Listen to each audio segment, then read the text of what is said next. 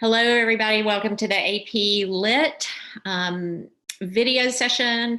Happy Monday. We're glad you're with us today. I'm Susan Barber from Atlanta, Georgia, Grady High School.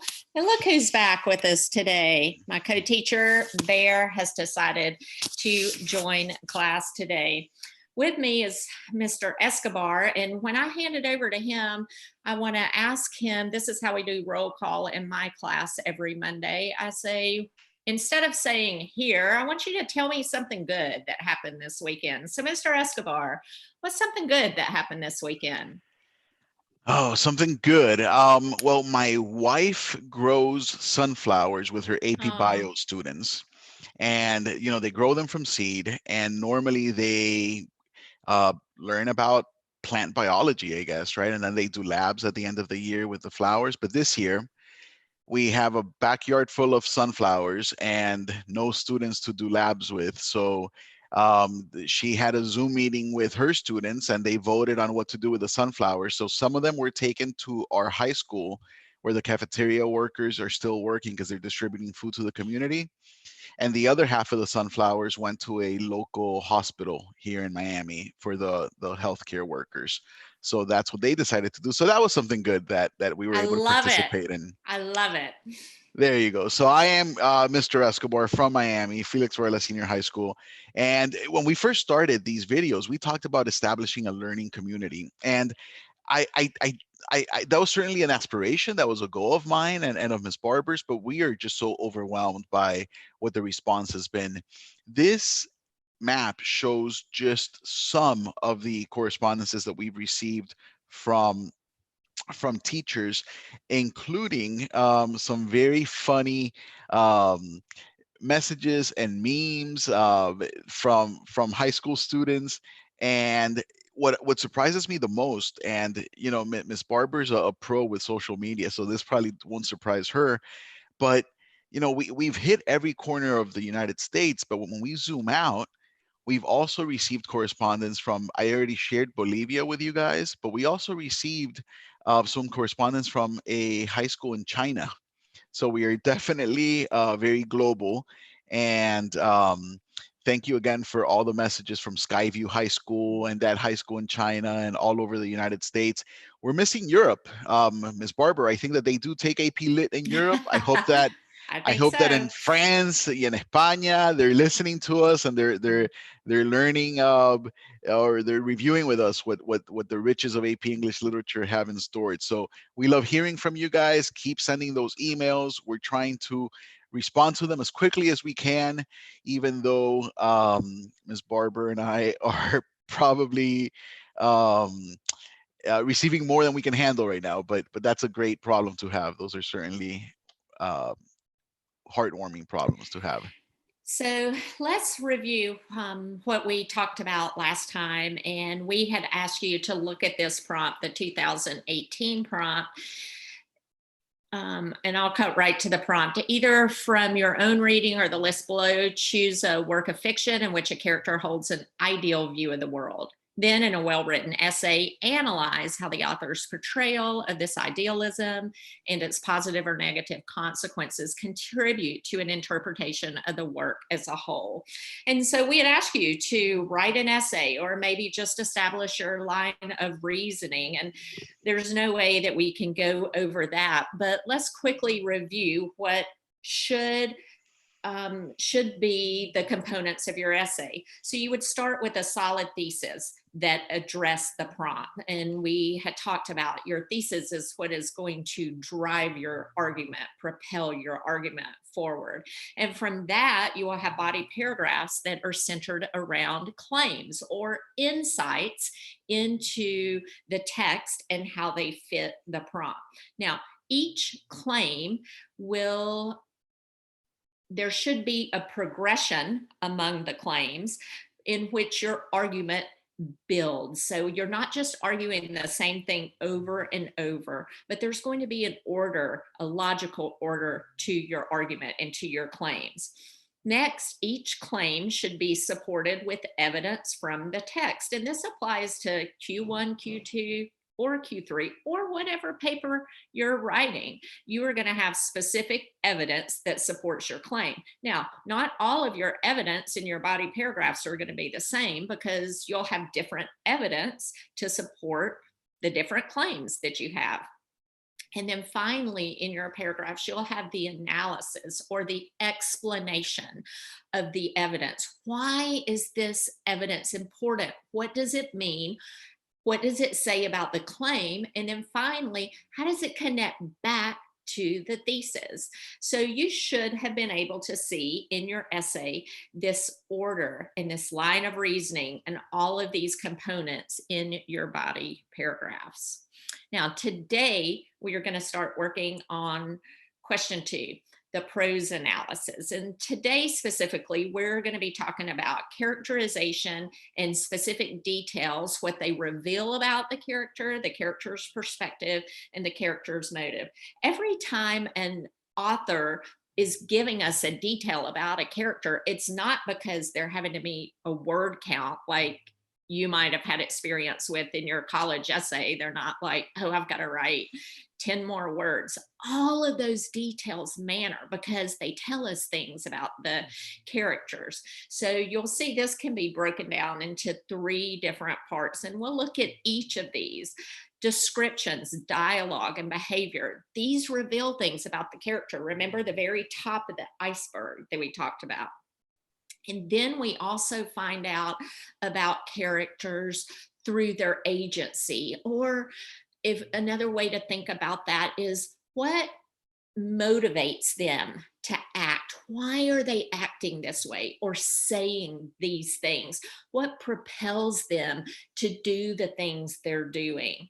And finally, the character's choices, what they decide to do and how they respond to conflict. It reveals what they value. So, as we think about today's lesson, we just want to think about all of these things, all of these details about characters. And what they do is they show us this range of values, beliefs, assumptions, biases, and cultural norms of the characters. The details are the way into learning about the characters. And that's what today's lesson is going to focus on.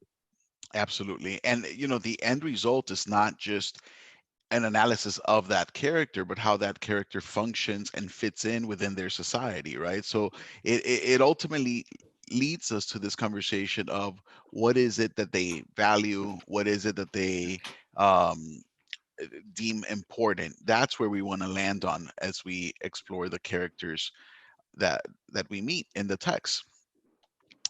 When we first open a book and we encounter characters, they're these flat one-dimensional creatures. We don't know anything about them. I always find, for example, in a Shakespearean play, that those first few lines, if you don't know anything about the story, you're so confused. Who's speaking? Who are they? And you have to keep flipping back to that, list of characters in the front of the play because you need some context for who they are. But then we start asking ourselves, okay, who are they? And what do they do? What are their actions? And once we start determining what each of these characters are doing, their actions begin to give life to them, and we begin to see them as not quite entirely fully human yet, but definitely they stop becoming stick figures. And then we look at what they say. Now we have a character on the page who has done certain things and who has said certain things, and all of a sudden that stick figure starts to um, become slightly more three-dimensional. And when we start to recognize this 3D figure, they eventually ought to, especially if we're talking about works of literary merit, they should crawl out of the page, right? I feel like Hamlet lives with me. I feel like he's a friend. He's someone I know. He's someone I I understand because he's not this static character. He's Harold Bloom would argue that he's more human than some humans, but these characters definitely crawl out of the page. And then when we start looking at their perspective, what is it? As you mentioned, the agency. What are they doing, and why are they doing those things? as soon as we give them these features, they become real people. So this person who initially was the stick figure, once we see what they do and what they say, they become an actual person. And here's a picture of a nurse we know, and this is our tribute to all the healthcare Yes. professionals who are definitely going above and beyond. Um, but when you look at a healthcare professional, this is a real human being who is choosing to get up every day and going into the hospital and assisting these people, obviously putting their own uh, health and that of their families at risk. That's not a static character, and that's our goal. I always tell students, you need to understand the characters on that page as if they were your brother and sister, your mother and father. Once you understand that they are real people, or at least representatives of real people, and that's the key, right? These are all microcosms of society at large. Then you're going to understand what motivates them, what moves them, and you're going to be able to delve deeply into your analysis. But to be able to analyze characters, to be able to speak, walk the walk and talk the talk, we need vocabulary. And so often it happens to us, it happens to adults, it happens to teachers, and it certainly happens to students, where the right word is at the tip of your tongue, or it's right there, but you don't remember. And as soon as someone says it, you're like, yes, that's the word I was thinking of. Well, it's because we don't have this character vocabulary readily at our disposal. So here's a handout which I've modified, and this is sort of like a Frankenstein handout.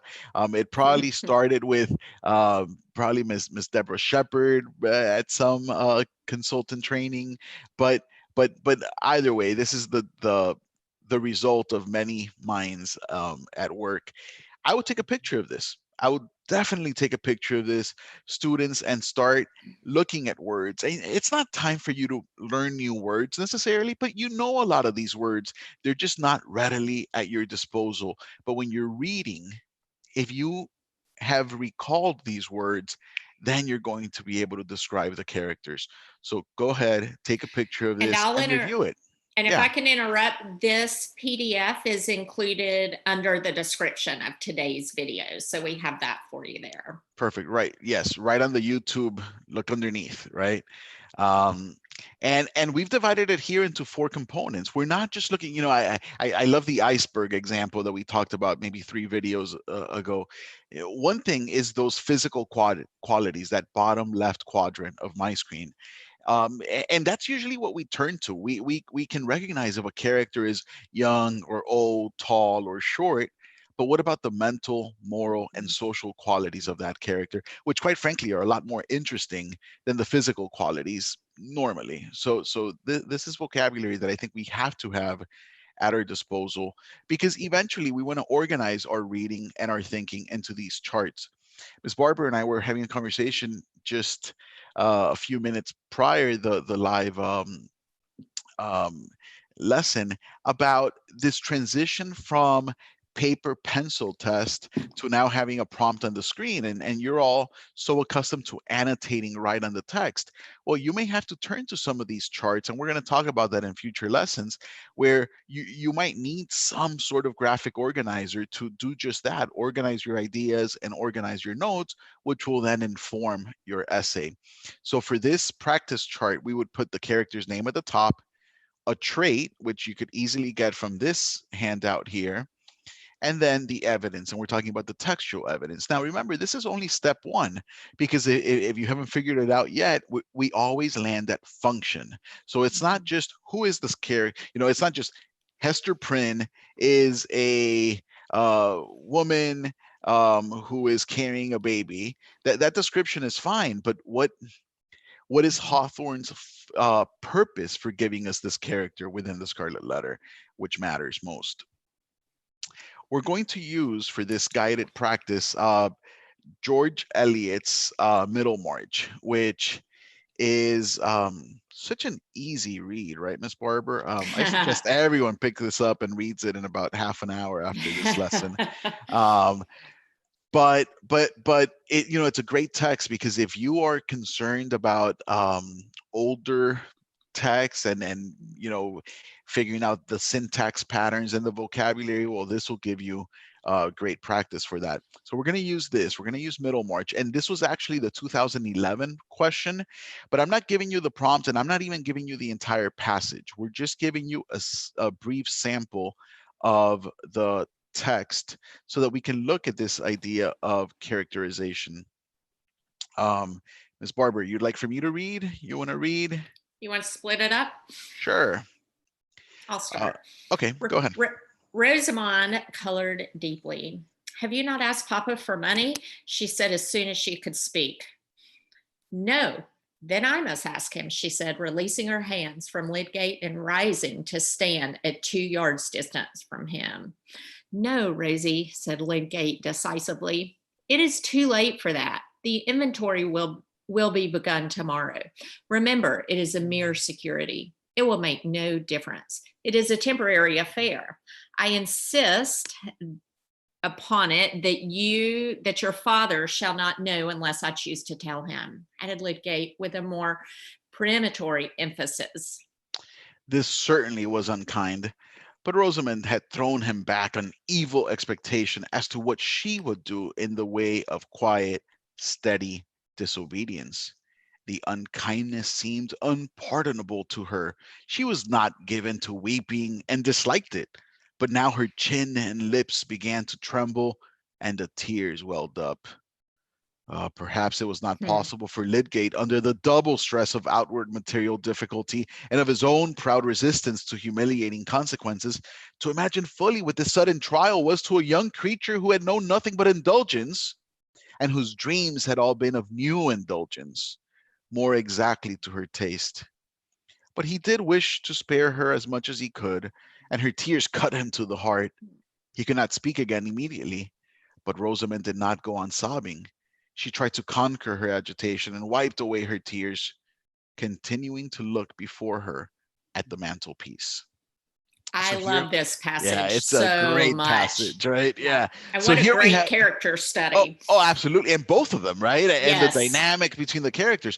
We have a couple who are having financial difficulty, and the husband has decided to essentially pawn some of their things, and Rosie is just not having it. She's not dealing well with this, and she wants to ask Papa for money, right? And Lydgate says, absolutely not. We're not going to do this. We're going to be fine.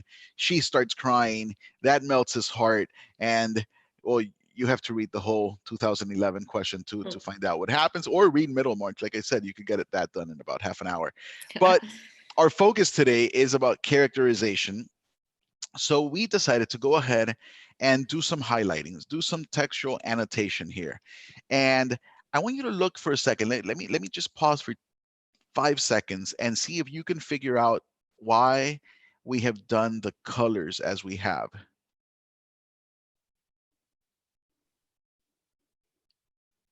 I'll tell you that the easiest one to figure out is probably this. I don't know my colors. Teal, maybe greenish blue, dolphin's color, maybe.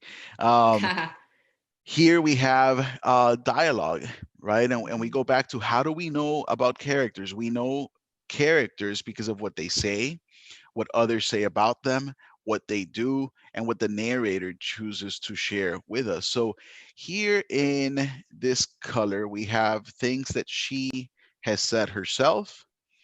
In green, we have highlighted the things that she does. She releases her hand. She stands 2 yards distance from her husband. Her chin and lips begin to tremble, so on and so forth. And in yellow, we have the details that the narrator has shared with us. And look, there's no right and wrong where it comes to annotation. You might see things that we didn't point out. We perhaps saw other things that we chose not to highlight because it gets too crowded. The idea is to have a system for your note taking. And again, if you're going to do this on the computer and you don't have the exam in front of you and you're taking notes, look, you might have these 3 categories. If this year's prompt is about characterization of some sort, then you may want to have a section on your notes for the things that they say, the things that they do, and the things that the narrator shares with us, and you start jotting things down, even if it's just line numbers. We're going to work quickly here. But ultimately, for these things to make sense, we have to go back to our chart. Okay, and all we've done is we've taken, here we annotated the text, right? Then we take that annotated text and we convert it to the chart. It's just to organize our ideas. And again, what the character says, what the character does, and what the narrator reveals, and we put in our evidence. But what's missing? This isn't the end all. It's not about us recognizing the character of Rosamund and what she does and what's the end result. If you recall our purpose all the way at the beginning of this video, it's to get at the values of this society. So we're going to modify this chart now, and we're going to do this. We're going to select a trait for Rosamund, right? It might be that she is maybe insecure, maybe she's concerned, maybe she's selfish, maybe she's spoiled, maybe she's worried, manipulative. Oh, that looking at the mantelpiece is definitely on purpose, right? She knows what's happening here. And then you're going to place the textual evidence. But look at the commentary, and we put it in bold for a reason. What do we learn about the values, beliefs, assumptions, biases, and cultural norms represented by Rosamund? When you get to that answer, you're getting to the heart of the passage. You're getting to that golden nugget. You're getting to what, honestly, what the development committee is wanting you to discuss, right? Which is not just the description of the character, but how is it that through this character we understand society, and in turn we understand George Eliot's purpose for writing Middlemarch, or at least the purpose for this excerpt, right? Perhaps not the entire novel. So let's go over what we've talked about today. Okay, we're talking about characterization. And what are the things we need to remember, Ms. Barber? So remember, we're looking at what the character does, what the character says, what are the specific textual details that the author has given us about the character. How are they described physically, emotionally, psychologically? And we have that great chart that can help steer you in that. If you can't find the right word, then think about their background, the below the water things that we don't see, like what's going on that we don't see that contributes to what they're doing. And finally, this whole piece of agency. So why are they acting this way? What is motivating them? What's propelling them to act either against the conflicts, react out against it, or submit to it? Why? We want to get to the why.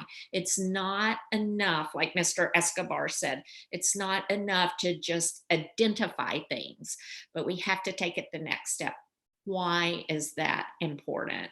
So today we're hoping that what you'll walk away from this lesson with is a way that you can just jot down and organize these ideas and these traits about a character. What do they say? What are they doing? How does the author describe them? And then give some specific text evidence. And then, most importantly, think about what that means. What do we learn about the character through these specific textual references? And if we focus on just the physical aspects, we're going to be left with having not much to say, right? Because most of what Eliot is giving us is so subtle. Maybe it's not subtle, but it's definitely not physical, right?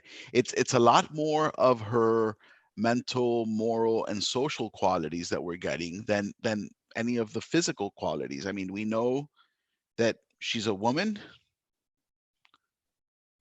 and we know that she's standing, right? But there's not much more. But if we go to the mental strategies, could she be clever here, right?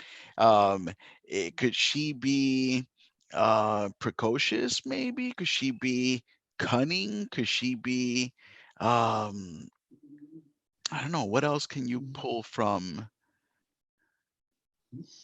I think those might work, right? Depending on how we're reading this. And for the moral one, is she idealistic, Self-centered. self-centered? Yeah.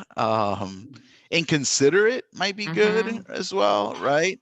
I don't know if deceitful is right for this passage. It might be too much, but there's definitely some manipulation going on, right? But these are so much more interesting than the physical ones for this particular passage.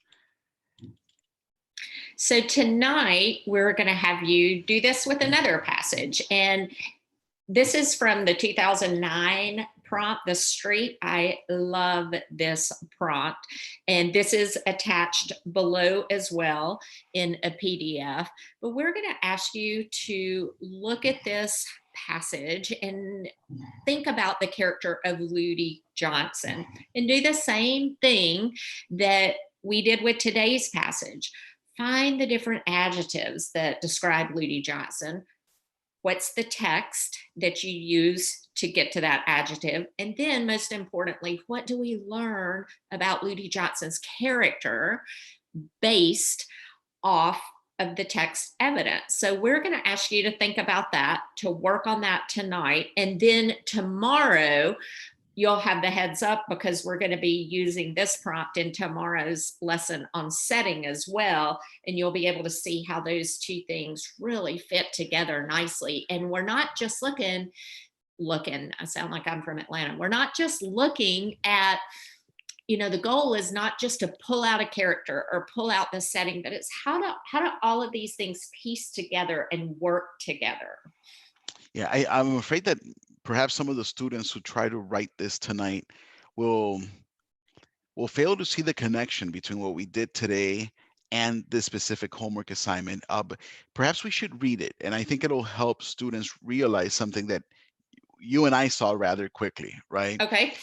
As we read it, I want you all out there to focus on when and where we first meet Ludi Johnson and exactly how much we are told about her, because that is critical.